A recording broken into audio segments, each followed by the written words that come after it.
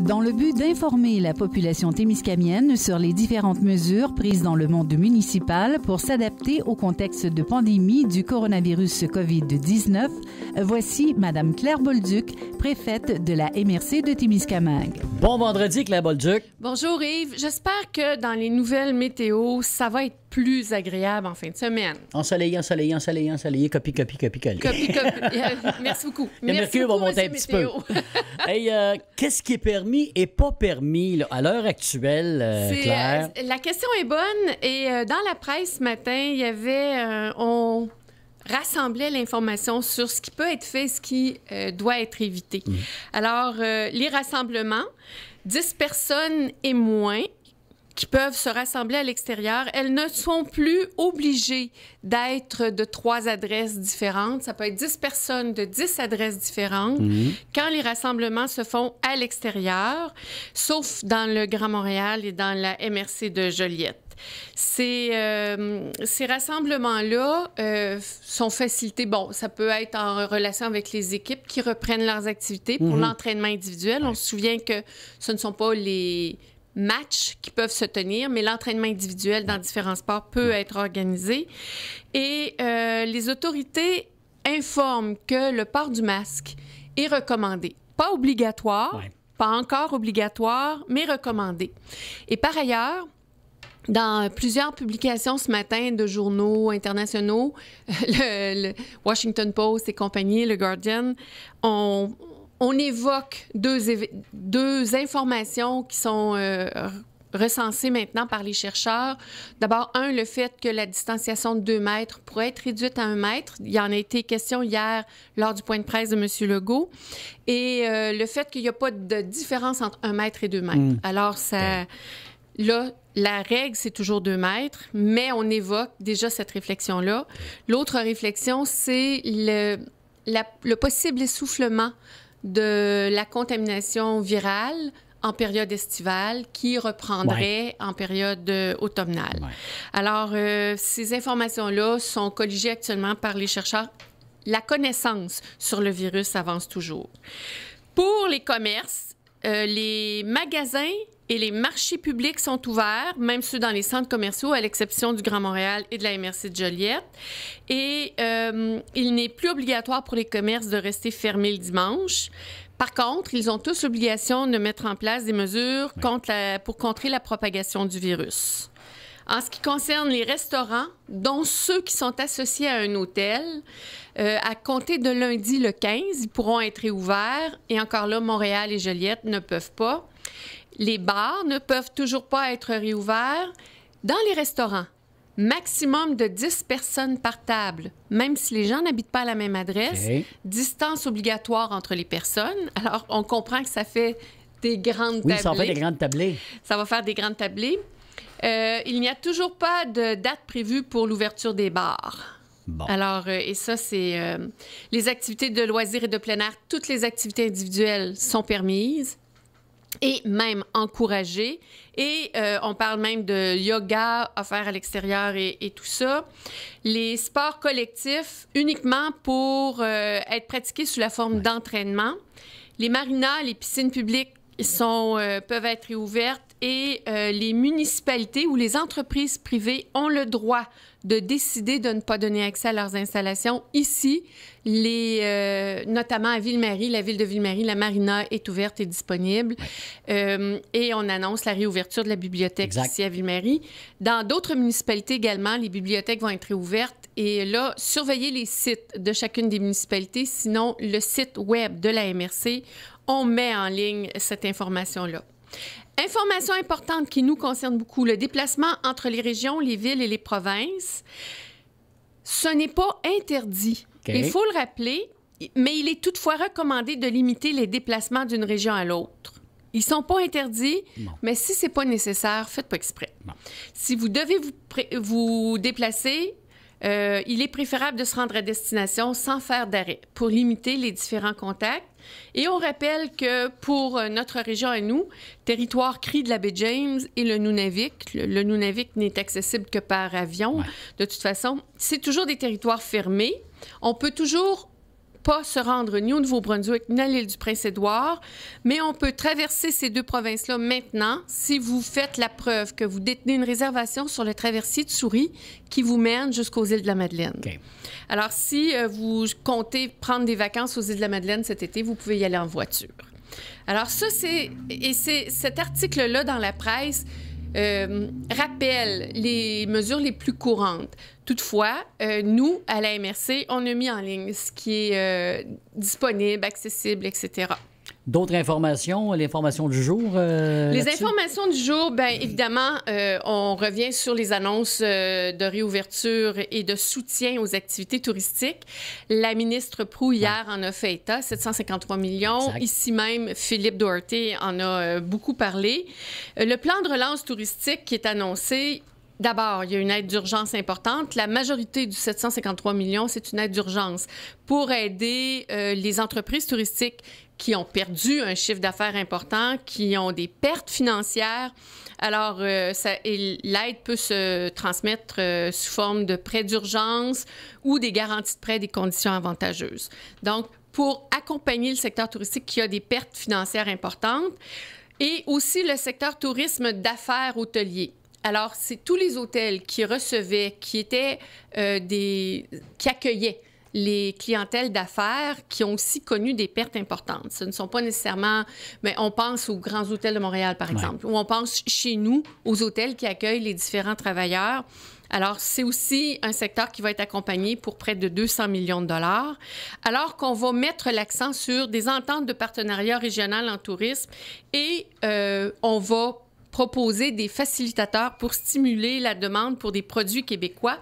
En fait, on se souvient que la ministre avait annoncé qu'il y aura une saison touristique cette année, mais les Québécois visiteront le Québec. Exact. Alors, dans ce contexte-là, les partenariats qui peuvent être faits, les partenariats en différentes régions, en différentes institutions dans une même région, seront soutenus financièrement et même encouragés, alors que la promotion de produits touristiques québécois particuliers sera, elle aussi, valorisée.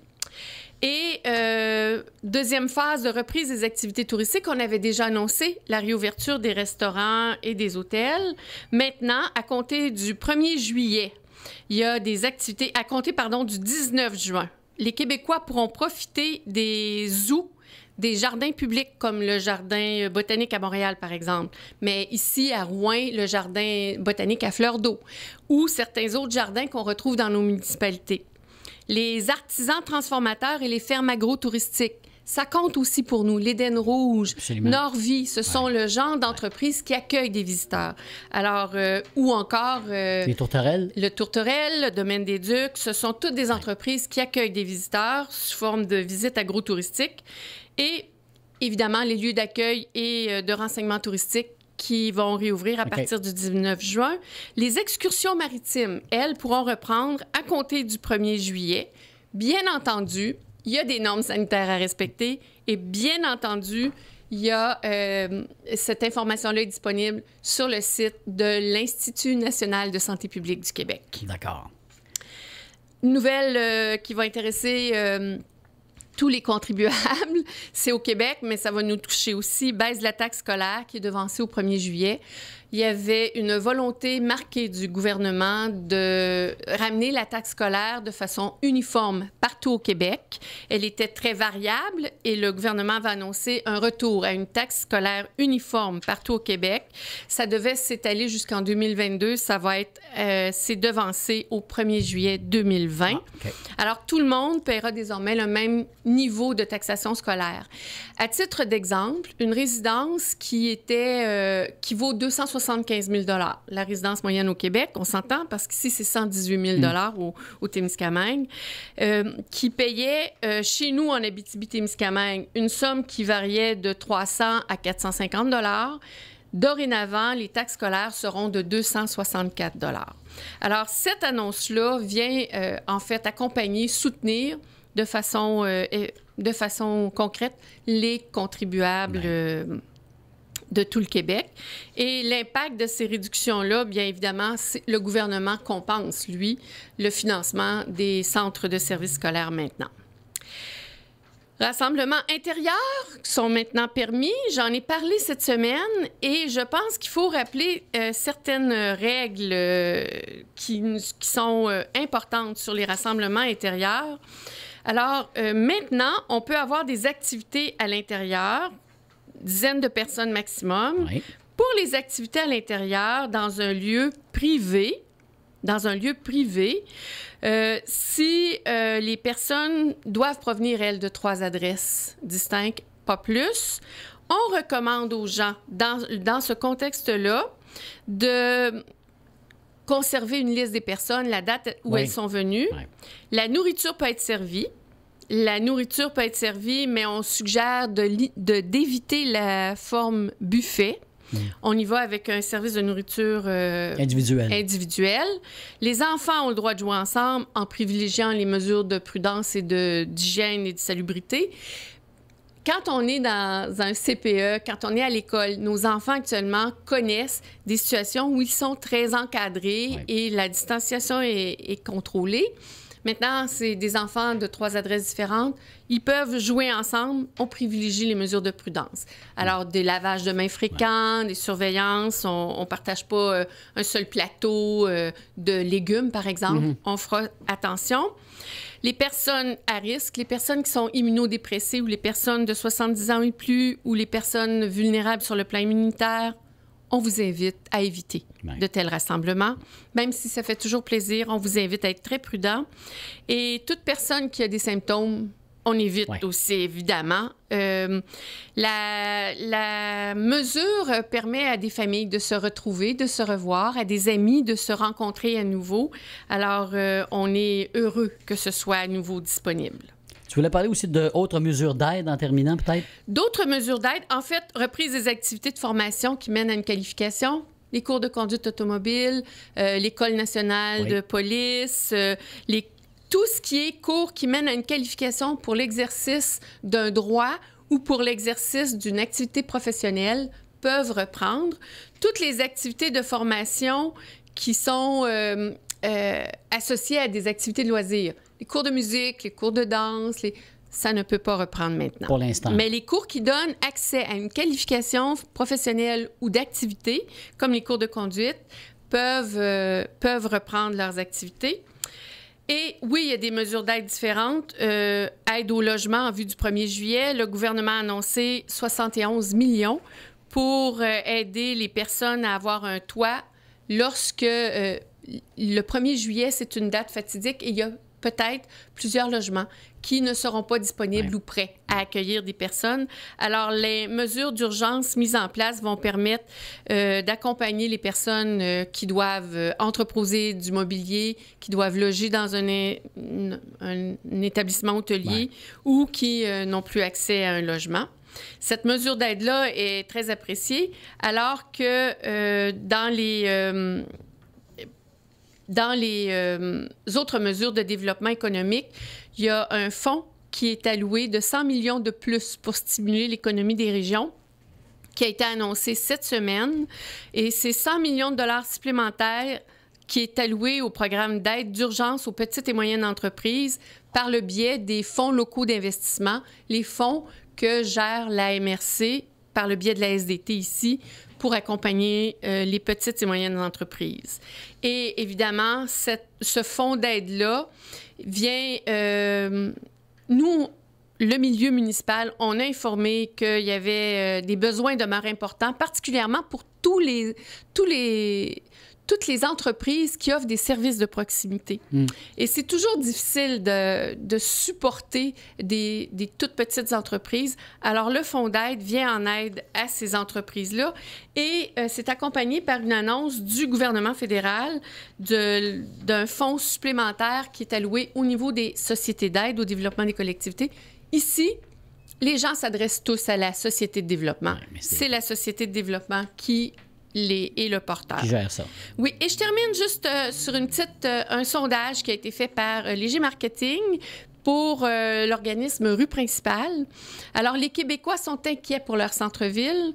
65% des gens considèrent qu'un centre-ville, c'est un lieu important. Peu importe la grosseur, là. Ça, c'était des grandes villes comme des petites communautés rurales. notre rue principale ici. C'est important pour 65 % de notre population. Et ils se disent favorables aussi à un soutien de l'État pour relancer les centres-villes. 83 % de la population croit que la crise a un impact négatif sur la vitalité de leur centre-ville. C'est évident à Montréal ou à Gatineau, mais dans des municipalités comme Ville-Marie ou Témiscamingue, oui, ça a un impact. On le voit, il y a beaucoup moins de circulation, il y a beaucoup moins d'animation. Et les gens souhaitent reprendre, que les centres-villes reprennent vie et qu'ils recommencent à les fréquenter. C'est important, ça nous dit à quel point les gens ont besoin de se revoir, de se rencontrer et qu'il y ait une animation sociale autour d'eux. Voilà.